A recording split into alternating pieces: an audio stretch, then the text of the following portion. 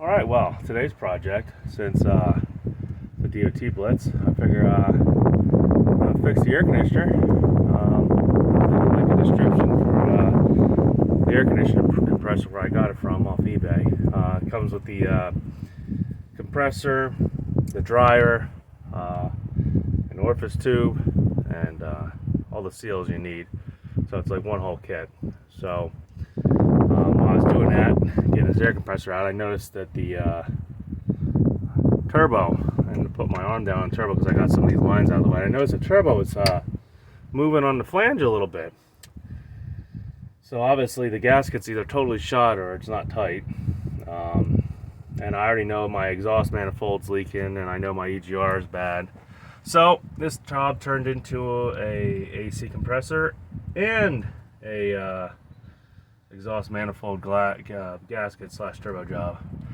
So yeah, it's gonna be fun. I'm gonna be doing a lot here. So I'm gonna turn the camera around. I already started pulling some of the hoses off. I guess I'll show what I'm doing.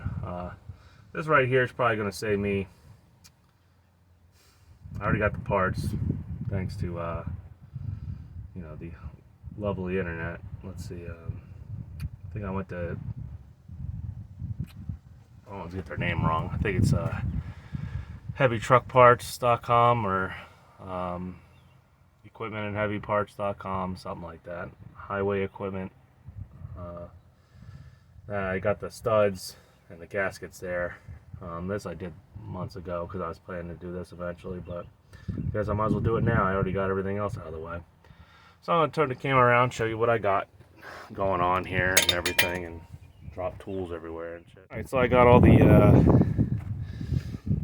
hoses off, turbo, intercooler, all in there. AC compressor is pretty easy if you just gotta do that. And hell, you don't even take this line off. You don't need to. Just take the lines off in the back. They're 13mm bolts. These are 10mm bolts. They come off. Just lay the belt out of the way. In fact, that's been zip tied up now because I'll show you my AC compressor here.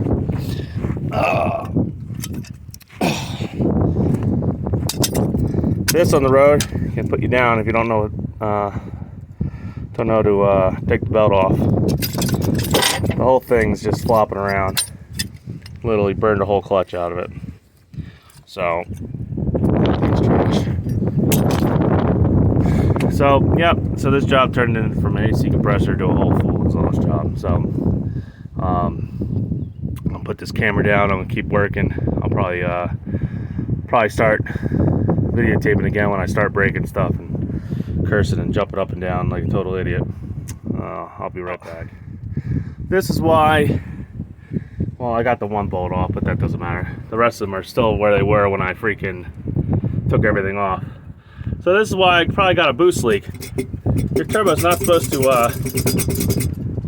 shake on the manifold like that. So yeah, so if you ever get a chance, you think you got a boost leak and exhaust gas is going everywhere, besides the flange, it's messed up down to the downpipe there. Pull all your hoses and stuff off your turbo and try shaking it around and see if it moves.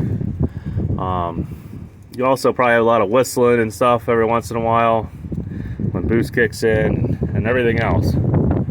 So that's the problem going on there.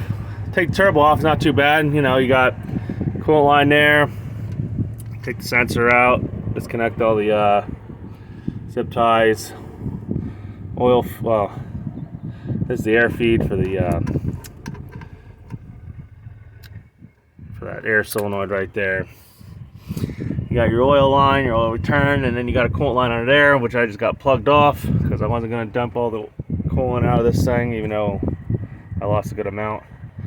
So I'll pick up here with the turbo off, and I'll tell you how easy it was, since these bolts are pretty easy to get out. The back bolt, though, I think are going to be a pain in the butt. And then I get to play with these fun little things up here. They're probably all going to snap. I'll be totally freaking amazed if I get these off without them breaking. I got new ones anyway, but still.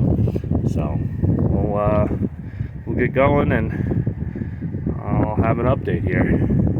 Alright, so I got Mr. Snail off. If you ever do this, the damn thing probably weighs about 100 pounds. I suggest taking the back bolts out off the studs, leaving these two on, thread the one out, thread the one almost out, take your arm, get your arm up underneath it, push up on the, like lever up on the Snail. Okay, on the turbo. And when you get her up, take your other hand, pull that bolt off, and then just let it drop down on your arm, slide your arm out, pull the turbo out, get out of the wheel well, lift it up, and go set it down somewhere safe, because you'll need to fill it at the table. Now, my other turbo problem, my other exhaust problem here, and I probably got, is watch this. This one, look at this one. Wow, man, they're tight. Watch this one. I'll probably be able to break this one too by hand. Real easy. Look at that. Man, those are tight. Well, at least it's made this job really easy. In fact, I probably don't even need the new bolts and stuff. I kind of feel dumb that I bought all new hardware, but hey, it is what it is. So, some more progress. I'll be back, and we'll keep this gravy train going. Alright guys, results will vary. If you do this, one of these manifolds, don't expect it to go this easy. Expect you have to break out the torch and some easy outs and stuff, and these are all going to corrode around here and break. Watch this. This is this I was not expecting. There we go. Yeah, 1/2 inch impact. A little shitty DeWalt one. Well, I guess it ain't that shitty, but it's no Milwaukee. But look, someone's replaced these recently. There's no way these have been on here its whole life. So yeah, kind of sucks. I bought all this stuff already, but I think I'm going to use new ones anyway. But yeah, so expect if you do one of these exhaust manifolds, and not to go this easy. So I just figured I'd put that out there. So if anybody decides to do this after watching my video, don't expect your bolts to come out like this. So, all right, I just let you guys know, when you're doing this, all this stuff has coolant lines: the turbo, the EGR. All right, coolant line there, coolant line there. Right now I got them plugged up with some paper towels and a bit on both of them. I just didn't feel like emptying the entire coolant system out. I probably lost about a gallon or two already as it is. But yeah, I just figured let you know all this stuff has coolant lines. I'm gonna try not to take this line off. It goes to, I'm pretty sure, the EGR core. I don't have the gasket for it. I guess I forgot. So I'm gonna split this in two and pull the EGR valve off that way, and the manifold I'm going to lift up and slide out the back and out. Hopefully next part I'll have this out and the engine all sitting. I said you could get away with doing this job without losing a lot of coolant. Well, I lied. So you're going to have to pull, I guess, this EGR coolant tube off from the EGR cooler, and this bolt is probably going to be fucking welded in there and not want to come out. So yeah, the only way to get the manifold off is to get that out of the way. So that's what I'm going to be doing next, and I guess I'm going to be buying some coolant, and that's for shit sure. So alright, well, I had to heat that bitch up with a torch until she decided to break loose. It's a 1/2 inch and a hammer I needed to get that to break loose finally. My 1/2 inch impact won't even do it. Pro tip. Okay. If you ever go to Home Depot and you see these, they're like mixing bins, I guess, for concrete or whatnot. Conveniently, they hold probably about like 12 to 15 gallons, something like that. I know I've changed my oil before, and I use that pan to change my oil. It's pretty reasonably priced, and it holds the oil. Then I usually just leave it under there, and I back the trunk out from underneath of it. Or if I'm on a shop floor, I can slide it out fairly easy. And then I pump the oil in with a 12-volt pump into containers and then dispose of it. So that's just just something to help you out there. So cut back into this. Hopefully I'll have this tube out of the way. I'll have this manifold out of here and the EGR valve out of here and everything. So.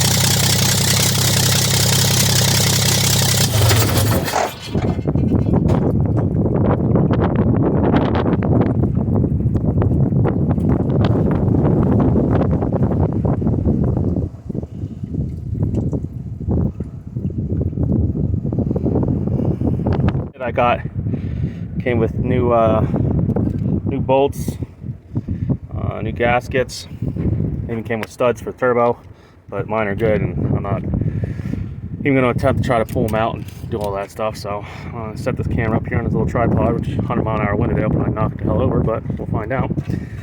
Hopefully you can actually hear stuff. A horrible day for doing this, and then the sun is right in the view and everything else. Let's see here. All right, let's try to get this in here. Let the puppy out.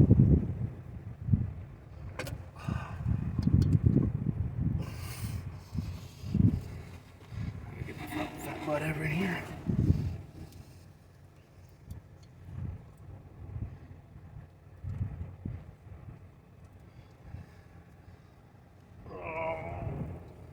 Let the jar cooler hold it over there for a second while I put this down through there.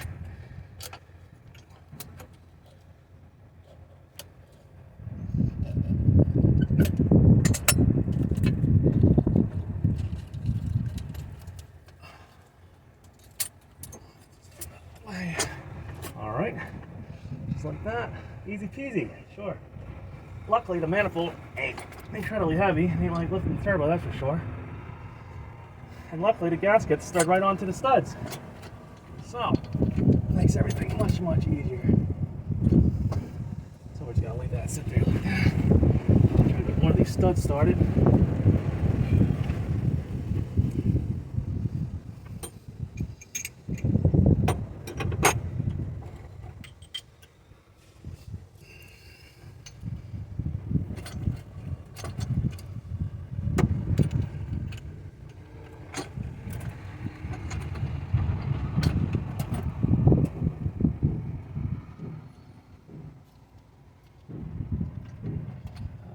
Try to lift this up and thread at the same time.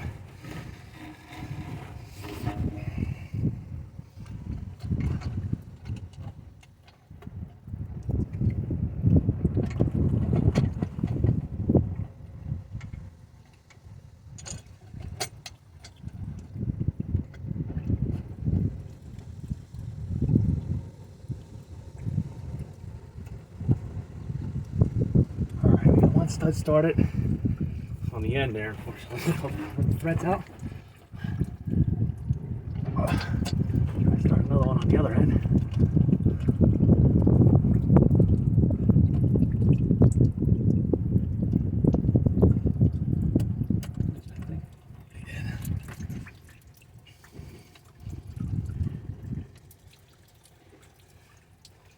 All right, I'm going to do a note out here. But thing is very heavy to be holding in one hand. Hopefully not going to stretch anything out.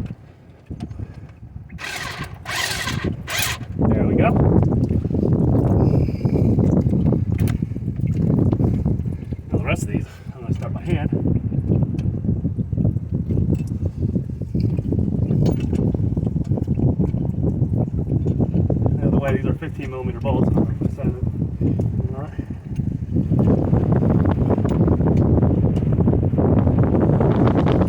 I suggested you have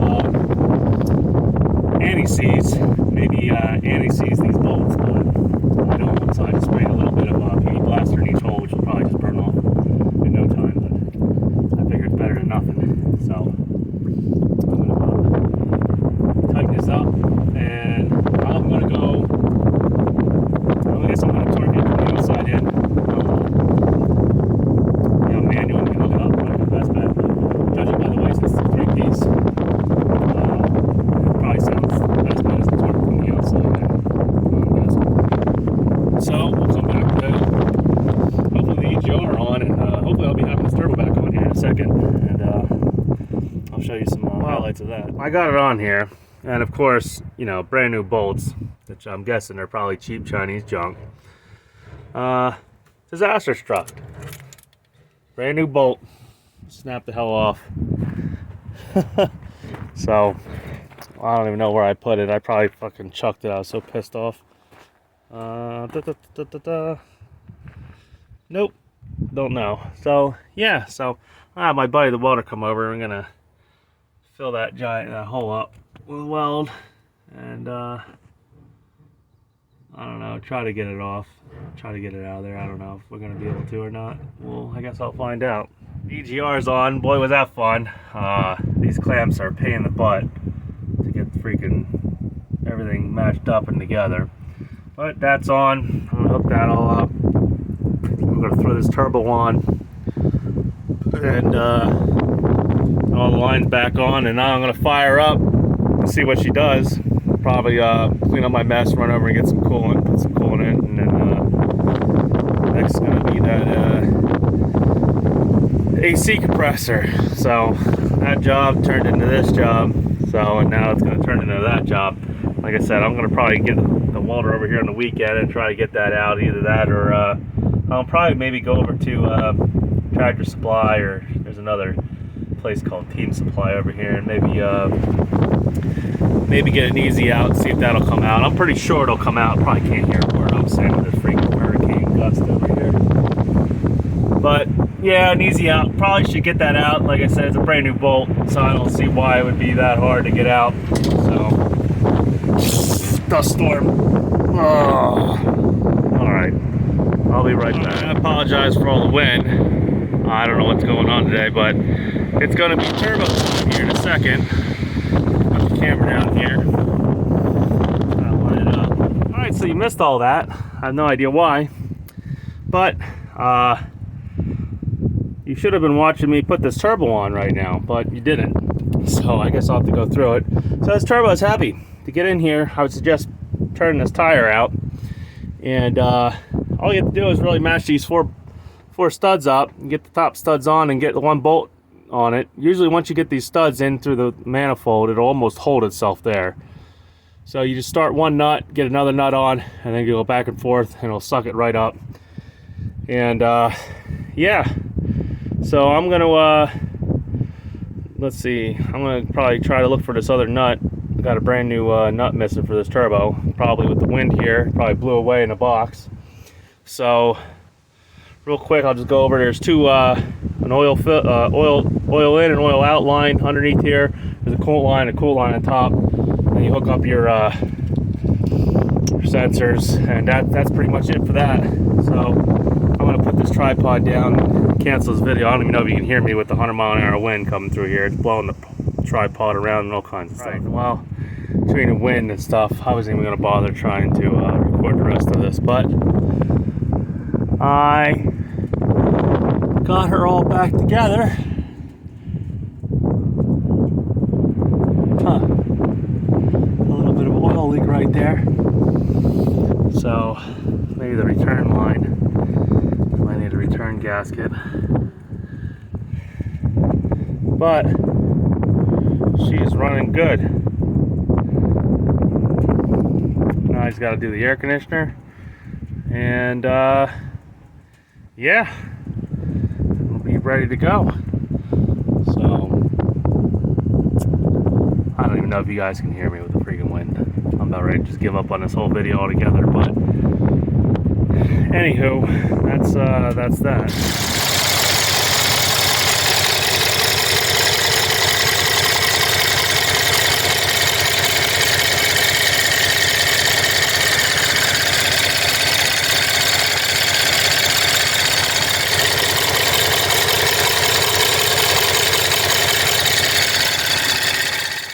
Alright, I didn't get to show anybody any other footage. It started pouring the next day when I first showed up to start doing this, but I got the AC compressor on. That's easy. That's 4 bolts, guys. And the receiver driver, that's 2 volts. That's easy too, guys.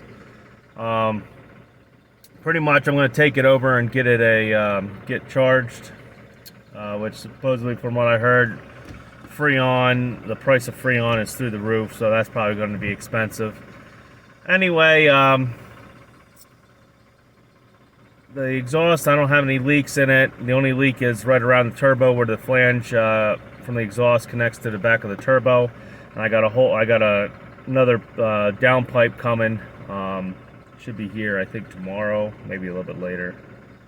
Maybe Monday, maybe Saturday, who knows. Way things are being shipped now. I fired her up. I don't know, I still have this odd tick that I'm pretty sure wasn't there when I bought it, but I can't tell. I pulled the valve cover off, checked all the cam and everything, because I just simply, even though I've had 2 overheads ran on this thing, I just simply don't trust anybody to do their job anymore. A big fiasco that took up most of my day, you know, the other day before I even was able to, there's no way I was going to be able to record that day. So I came in to start the truck up to take it over to get the AC charged, since I put the receiver driver and the air conditioner on, compressor on, and I go to start it, and it's like cranking like really slow, like wah, wah, wah. So I'm like, all right, maybe the battery's dead. I tried jumping in, it wasn't jumping or doing anything. It said it was, you know, it said it was like 12 volts, 12.5 volts on the batteries. So I'm, you know, going up and down out of the truck and stuff, and I hear a little zap zap, like a little arc, and I'm like, where the hell that's coming from? So I open, you know, I search everywhere. I open the hood up. And here I follow my battery, my cables for my battery to starter.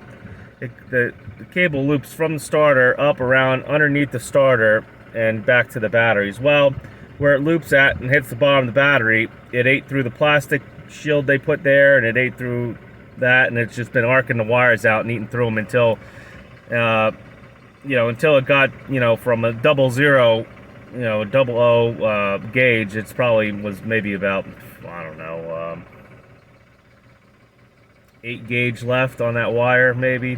You know, because it just kept zapping it and rubbing through, and it pretty much wiped that wire out. So then I had the fun job of hunting down 00 wire, you know, 00 gauge or 00 or double block or whatever they call it.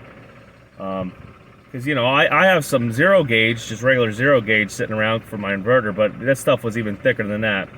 So I ended up going to a commercial electric supply store and found the, just so happens they had that gauge. They ordered it for a fire truck company and they never got it. So they cut me off like a 2 foot long piece, and crimped an end on it, and crimped a splice on it, and graciously let me borrow their cutting tool and their crimp. But of course I get it here, I go to crimp the wire underneath the truck, and the crimp stopped working. They stopped working a little bit when we had them on the bench over there at the commercial wire place too, but you know, he said it's been a while since it's been used, so most likely what's happened is I pulled it apart. Of course the billow in the back of it that holds the oil is leaking and sucking air in.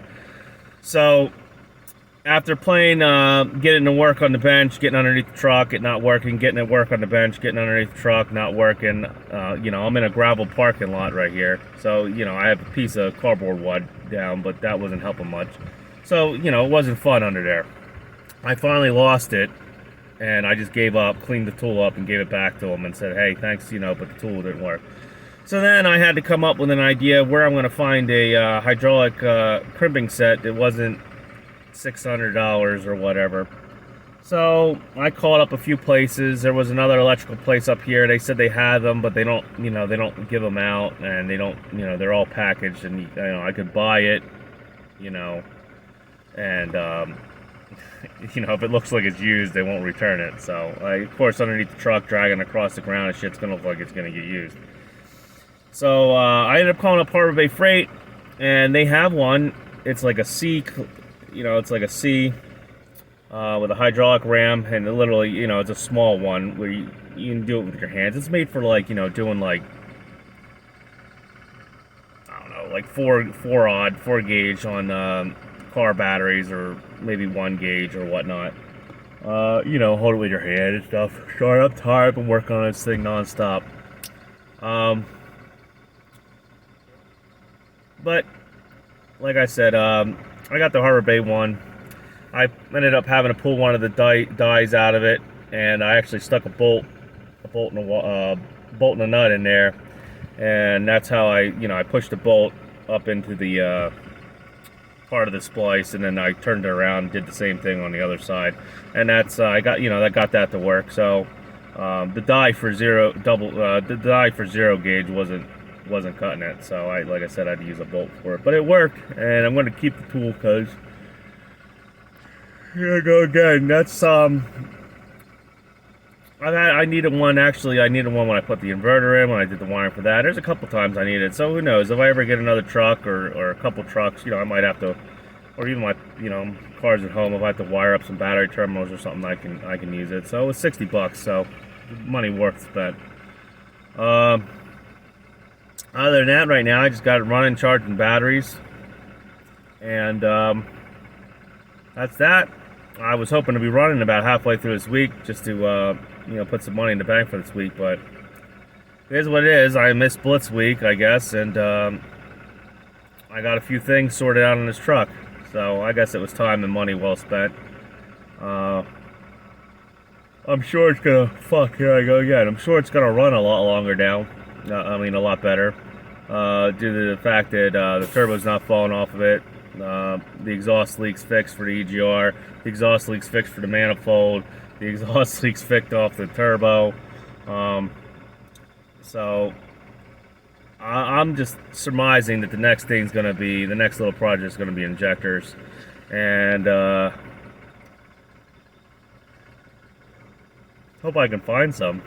I hope there ain't like reasonably priced ones. I don't really feel like spending $1,200 per injector. $400 or $500, sure, for a rebuild set. I'm reasonable. I'll take that. So that's that for now. Sorry the video didn't come out as good. I'm probably not even going to edit this really good. So if you're watching this, I'm sorry. Content's kind of gotten shitty. I had a lot to do. So